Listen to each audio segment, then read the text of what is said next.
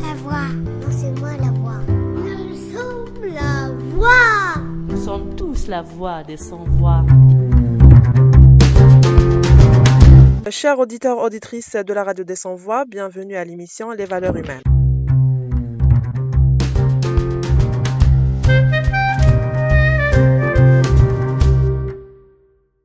Notre sujet d'aujourd'hui se portera sur l'impact de la pandémie du Covid-19 sur l'économie algérienne. Et pour parler de ce sujet, nous avons contacté M. Ouchichi Mourad, professeur d'économie à l'université de Béjaïa. Bonjour monsieur. Bonjour. La pandémie du Covid-19 a infligé des coûts humains élevés et croissants dans le monde entier. Protéger des vies et permettre au système de santé d'y faire face, on nécessite un isolement, du confinement et des fermetures généralisées pour ralentir la propagation du virus. La crise sanitaire a donc un impact sévère sur l'activité économique, d'après le rapport sur les perspectives économiques mondiales pour le mois d'avril par le Fonds monétaire international. Et elle montre également que les indicateurs de l'Algérie sont en rouge pour les 2 années suivantes. Et suite à ça, ma première question que je vais vous poser, ça sera quel est l'impact du Covid-19 sur l'économie algérienne et surtout sur le monde du travail? Déjà, avant l'arrivée de cette pandémie, l'économie algérienne, déjà, les grands signes étaient en rouge, étant donné sa dépendance des prix internationaux des hydrocarbures, et qu'il se trouve que ces derniers commençaient la dégringolade depuis au moins 2014, un petit peu, d'une façon récurrente. Ajoutons à cela la crise politique qui s'est installée un an avant l'arrivée de la pandémie, ce qui a fait avec toutes les séries d'arrestations, de trucs, etc. Il y avait un problème de confiance sérieux. Donc il y avait déjà un ralentissement. On avait l'impression que le pays fonctionnait presque au ralenti. Et Oui, cette pandémie, donc son arrivée, a pu impacter de deux manières. La première, sur le plan international, on a toute l'économie mondiale qui se retrouve pratiquement à l'arrêt. Donc, il y a un problème de demande oui, sur le produit que nous exportons. La preuve en est que les prix du pétrole dégringolent d'une façon accélérée. Donc, il y a un problème de demande mondiale. Parmi les mesures que l'on a vues, c'est le confinement partiel et surtout l'arrêt pratiquement de l'activité économique, étant donné que pratiquement 50% des fonctionnaires de la fonction publique sont à l'arrêt. Le problème de transport a fait que la plupart des activités déjà ne recevaient pas les travailleurs.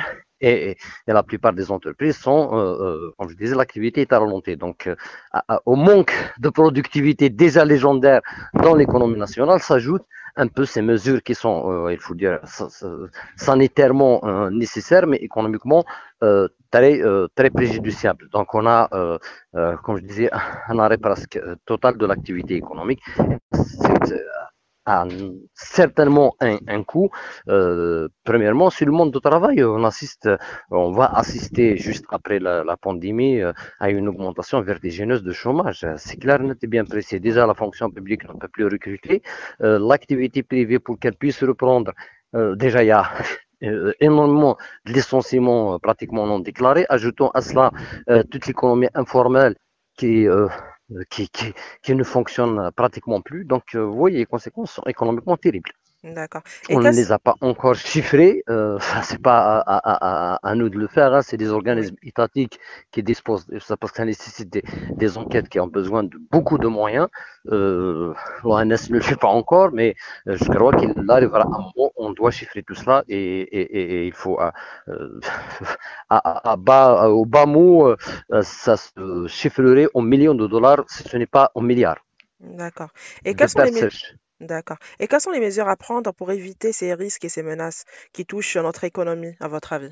Je vais accorder il y a un petit moment, il y a quelques semaines, un entretien à l'OATAN dans lequel j'avais évoqué un certain nombre de mesures qui devraient être immédiates, mais je crains fort que cela ne puisse arriver avec un régime politique illégitime et faible, Mhm. parmi lesquels il faudrait absolument changer des réformes structurelles qui vont toucher pratiquement tout le fonctionnement de l'économie algérienne tel que c'était le cas depuis des décennies. Donc libéraliser entre guillemets l'activité économique, libérer l'initiative privée, rendre son indépendance à la Banque centrale.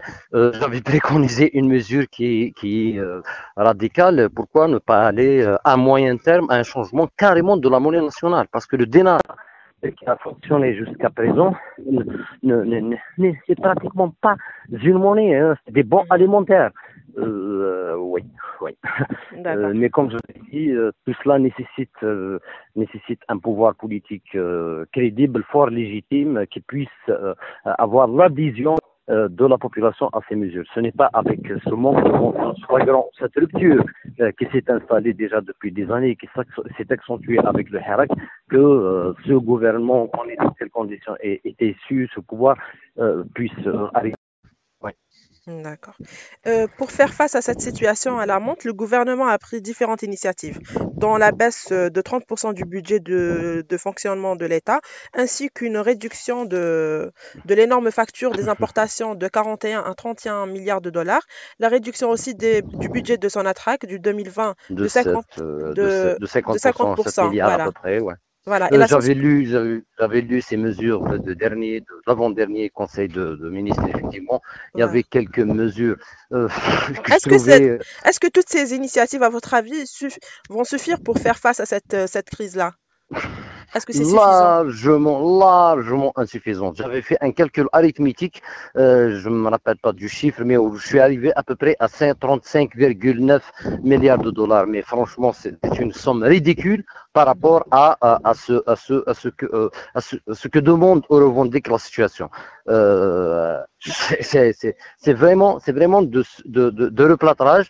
On a l'impression qu'on est toujours dans que nos gouvernants sont toujours dans ce postulat. Ah oui, c'est des mesures conjoncturelles, il n'y a pas de souci, mais les prix du pétrole se remettront tout de suite à monter et on redeviendra comme avant. Ce qui est nécessairement faux vu les perspectives sombres de l'économie mondiale. C'était absolument rien. Réduire de 7 milliards le budget de Sonatrach, bon, Oui. notamment sur les La contrats avec suspension aussi petits des étrangers. importations de certains produits, de certains services Oui, aussi. Voilà. les 10%, la réduction de la facture alimentaire, de la facture plutôt d'importation, se fait comment? On ne dit pas dans le détail comment, mais on peut tout de suite le deviner. Ils ne peuvent pas toucher à l'importation des à la paix sociale, donc ils vont se rabattre sur l'importation des équipements.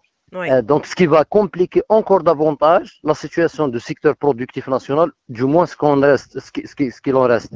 C'est terrible. Le gel des investissements ou des projets structurants qui ont commencé déjà bien avant la pandémie se répercutera négativement aussi en termes de création d'emplois, ce qui va augmenter le chômage, ce qui va réduire la demande, etc. Donc, c'est une spirale infernale.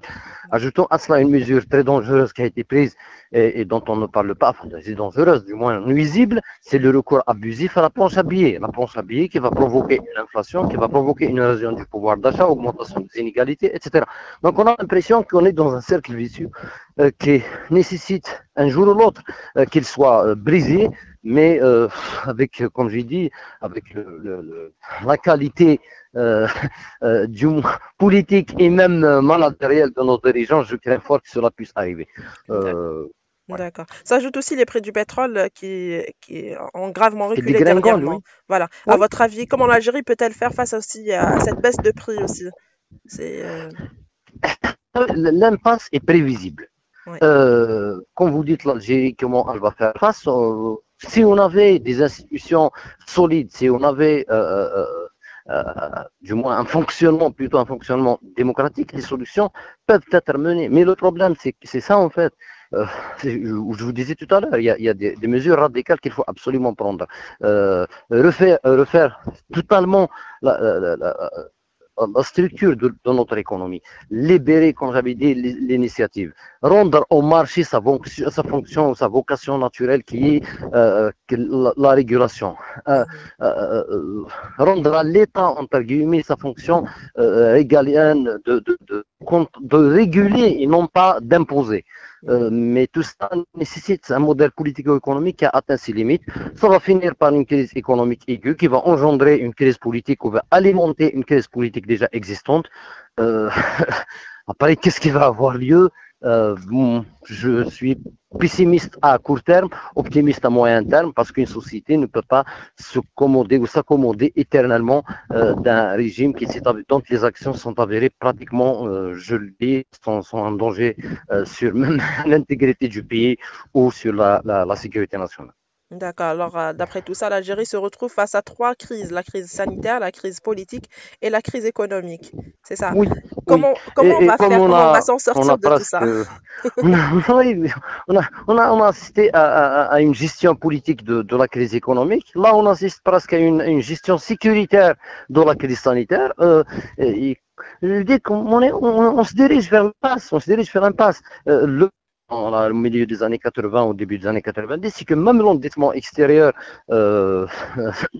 auquel on devra faire recours automatiquement, même ça se trouverait difficile à réaliser, étant donné que pratiquement toutes les économies du monde sont en crise et que les demandes de prêts auprès des banques de marché international, des banques internationales plutôt, sont minimes, étant donné qu'il y a beaucoup de demandes. Nous ne sommes pas le seul pays qui fait face à cette crise. Ni réserve de change, ni perspective d'une augmentation des prix du pétrole, du moins à court et à moyen terme. Pour rationnel que je suis, j'aime pas utiliser les mots qui ne relèvent pas de la métaphysique, mais je dirais bien arbistre, quoi. C'est le bon, Ah oui, c'est l'expression qu'il faut, quoi. Enfin, voilà. On a Voyons. trop perdu de temps, on a trop essayé de gérer le court terme et l'improvisation que de prendre des choses au sérieux.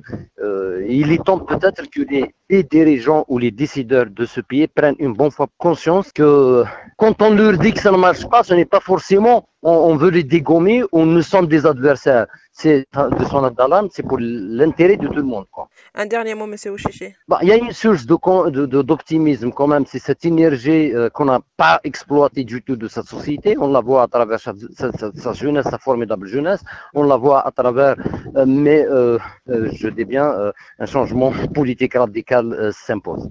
Voilà. Merci, Monsieur Ouchiché, d'avoir tenu cet entretien avec nous et pour toutes ces informations que vous avez partagées avec nous. Merci. Et je remercie aussi tous nos auditeurs, auditrices de nous avoir écoutés. Et je vous dis à bientôt pour un autre numéro.